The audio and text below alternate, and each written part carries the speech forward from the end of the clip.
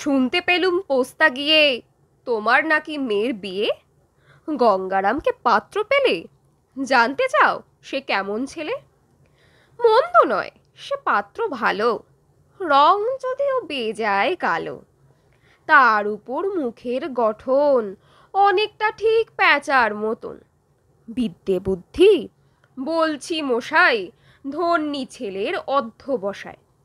19টি বার ম্যাট্রিকে সে ঘায়েল হয়ে থামল শেষে। বিষয় আশয় গরিব বেজায়, কষ্টে সৃষ্টে দিন চলে যায়।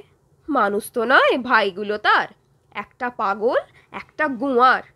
আর একটি সে তৈরি ছেলে, জাল করে নোট গেছেন জেলে।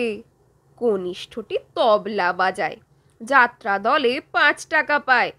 গঙ্গারাম তো কেবল ভোগে পিলের জ্বর আর পাণ্ডুরোগে। কিন্তু তারা উচ্চ ঘর, কংসরাজের বংশধর। শ্যামলাহিরি বনগ্রামের, কি যেন হয় গঙ্গারামের। যা হোক, এবার পাত্র পেলে, এমন কি আর মন্দ ছেলে?